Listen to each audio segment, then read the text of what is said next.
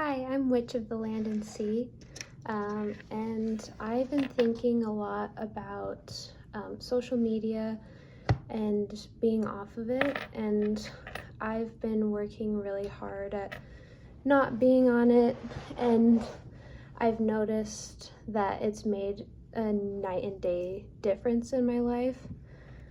So I wrote in my book of tides, so in paganism, I'm Wiccan, so Wiccan is under paganism, and we have journals that are called different things. So there's, if you know anything about witchcraft, paganism, there's the Book of Shadows.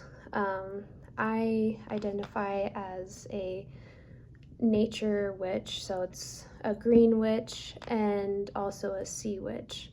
And so for sea witches, we have what's called the Book of Tides instead of the Book of Shadows. It's just a name difference. But yeah, I made this. It's very ocean themed. Lots of crabs because I'm Cancer. But yeah, I wrote down my experiences of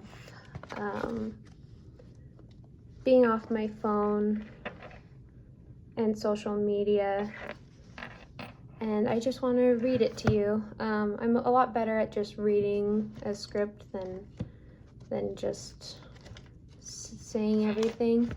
So yeah, I'll just read it to you. I always start my journals in Hecate, Aphrodite, and Thoth because they're the deities that I worship and work with. So if I'm saying that or sound like I'm talking to someone else, that's who I'm like talking to. This is my way of giving an offering to them because I don't have much time to do a whole offering thing for them. So Hecate, Aphrodite, Thoth, thank you for helping me see the beauty around me. I truly see a huge benefit in using my phone less. I'm still addicted and am working towards not being on it, to doom scroll and only as a tool. Even with the changes I have made, not being on it in public, I have noticed a night and day difference. I thought where I lived was ugly. Seeing more options online made me constantly resent where I am because it's not the best. Keaton, my husband, and I are still working hard to move to a more beautiful place, but I didn't realize how much technology made me dislike my life. Advertising is insane and hard to see.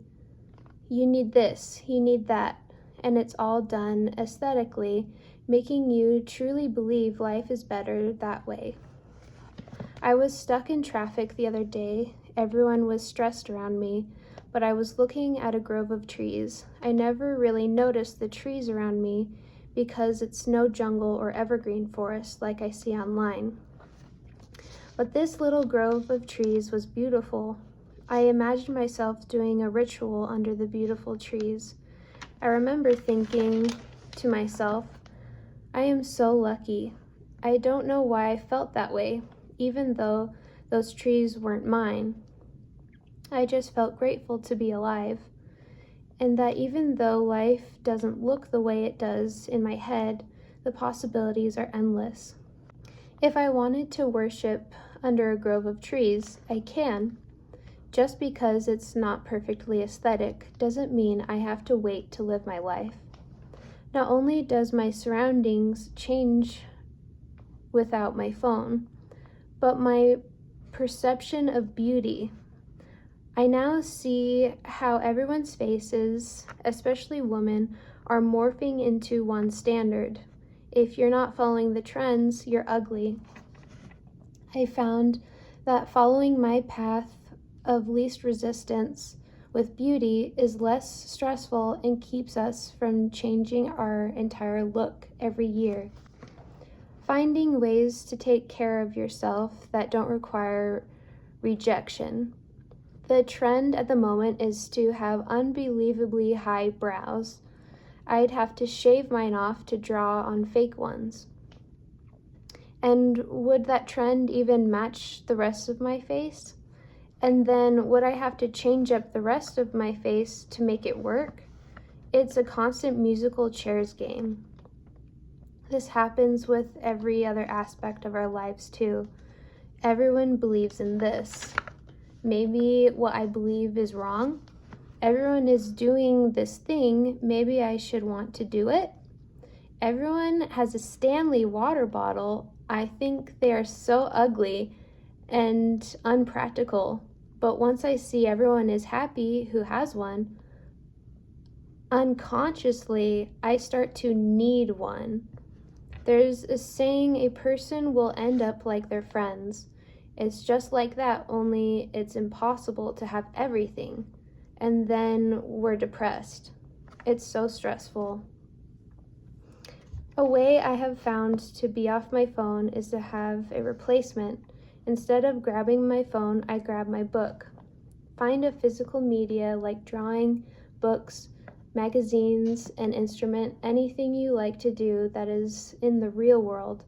But it needs to be easy to grab and something to take with you, because not being on your phone in public is so uncomfortable when waning off of it.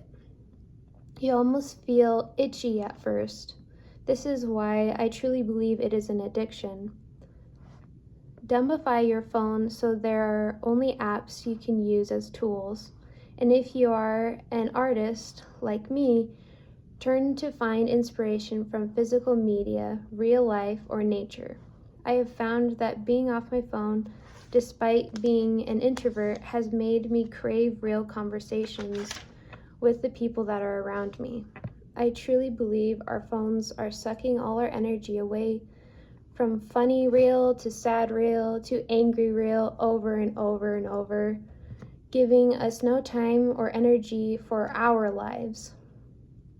Do you remember everything you experienced on your phone? The amount of time we spend on our phones is sucking us like parasites.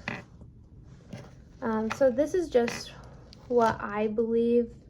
Obviously, there's people who, I do want to make a living on YouTube, so I do allow myself that. But there needs to be some sort of balance where the phone isn't taking up most of my life. And I do see that life is a lot calmer.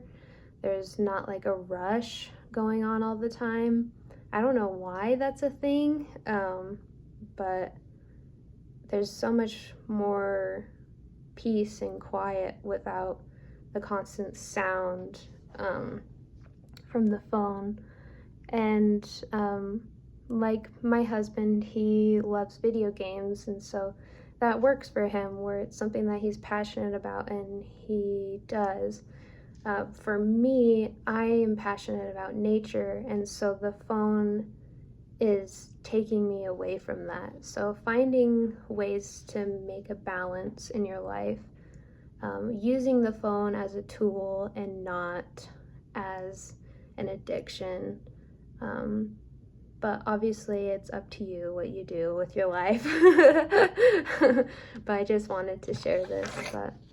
But thank you. Bye.